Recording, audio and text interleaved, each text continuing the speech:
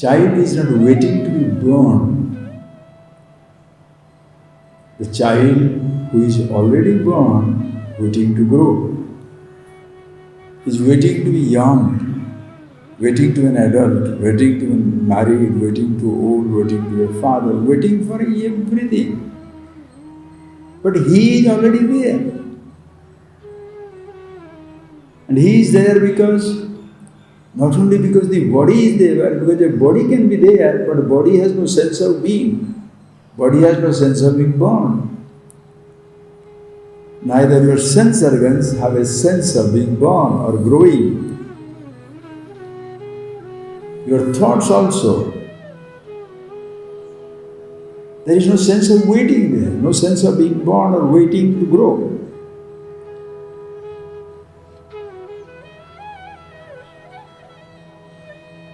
To be conscious,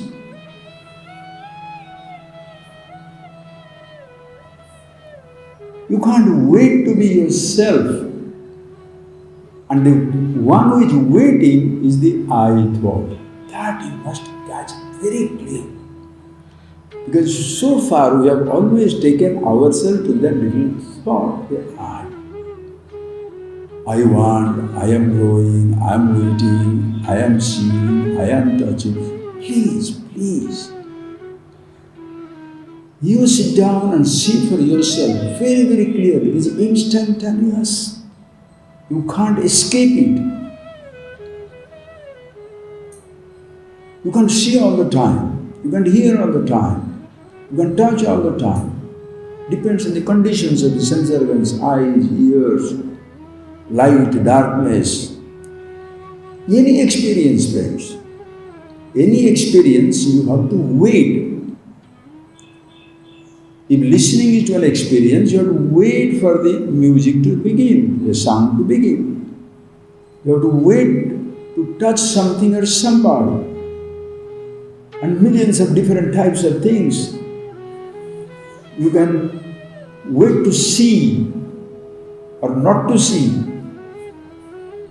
You can wait to touch, smell, taste. But can you wait for that something in whose presence you are seeing, hearing, touching, tasting? You can wait for a thought, for a memory to flash. You can wait to create a memory. You have not seen pyramid. You can think about it. You have seen a picture. But if you want to see what exactly it is and not the size of a book page, go where it is. You have to wait to go to the pyramid. You have to wait to go to the Himalayas. A memory to be, you have to wait for a memory to flash or to be created. And who is waiting? The thought is not waiting, the body is not waiting, the creation is not waiting. I is waiting. Waiting in what? Understand? Waiting begins in what? Waiting begins.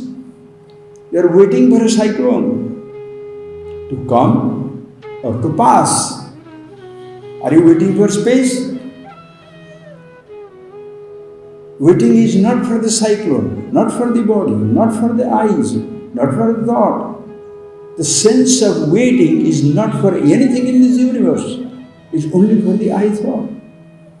That is why last class when we finished it up, one student from Australia, immediately he wrote back. I was so impressed by that little commentary. He says, Swamiji, lost weight. Lost weight, W-A-I-T, not W-E-I-G-H-T. What a play on words. Lost weight. Meaning, I don't have to wait for anything. I was so pleased. Friends, each one of you can have fantastic idea. You see for yourself. Every day, every moment, if I am going through this, wonderful, wonderful things are coming up, am I the only person? Look at the Upanishads. Look at the books written. Millions of people. You too are the source of the reality because you are the reality. Must wait. Like another person had, that is why I started that particular course of talk, eye-opener. The person listened to the class about his ahankar, this I thought, he said, Swami, this class is an eye-opener. He played on that word. His eye-opener means not E-U-I-E, eye-opener. Because eye, individual eye-opener. It opened up the eyes. The opened up the eye. Oh, how beautiful. Sharpness. The moment you see this truth, you can play on words, you play on life, you play with everything. Everything becomes beautiful. I remember an interesting observation by Professor or Dr. Abdul Kalam. Very nice. He was a mathematician, a space scientist and all that. So he told one thing, he said, this is a strange thing, the pizza is a strange thing. It comes in a square box. When you open, it is round. When you start eating, it is triangular. Every piece is got.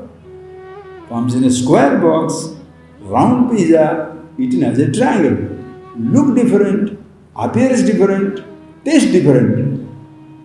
Like human beings are exactly like that. Every human being, they look different. They appear to be somebody else. They say something, they appear to be somebody else. And they of course behave different. Whereas the truth is the absolute. Looks same. If at all appears, if you say appears same, there is no difference of any kind. Abhivaktam cha bhuteshu vibhaktam yojastitam. Abhivaktam cha bhutesi, inantu all the beings, abhivakta, undivided, appears to vibhaktam iva stitam, existing as though divided. How beautiful! Don't try to see it in the whole creation as though divided, not divided. Look at yourself. You yourself, in how many ways you have divided your own identity. I am walking with your foot. I am kneeling down with your knees. Standing with your own body. Talking with your tongue. Lifting, I am lifting with my hand, touching with my skin, listening with my ear, tasting with my tongue, smelling with my nose, touching with my skin, seeing with my eyes. How many things you do? How many things? Think, friends. I sing, I speak, I walk, I dance.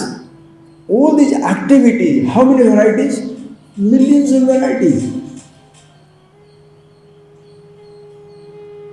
Think of that, millions of varieties, so many varieties of actions, speech, talk, taste.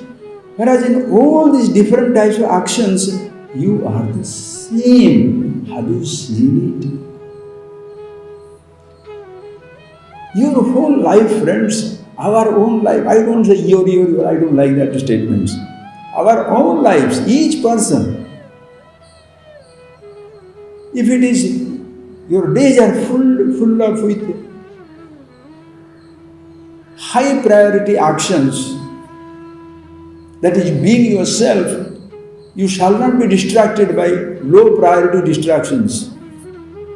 What is low priority distractions? Vagueness. Suppose you don't have something really wonderful to do, if you do not keep yourself engaged in something very beautiful, you shall be doing all nonsense, vague things. The day you have decided, I have to write an article, your whole life is busy.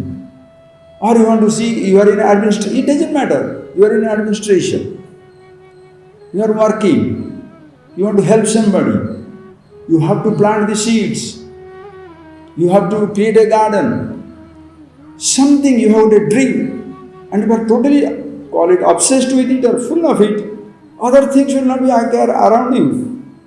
That is why they say an idle mind is devil's workshop. An idle mind It's a devil's workshop because the person doesn't do anything, simply sitting down, and all the time is spent in what way?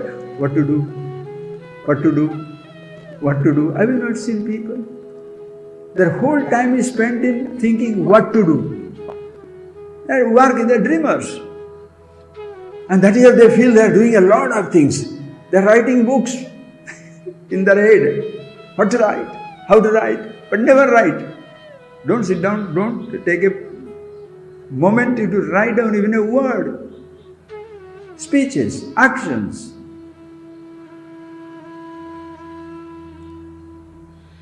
You cannot, friends, wait to be who you are. This is something which is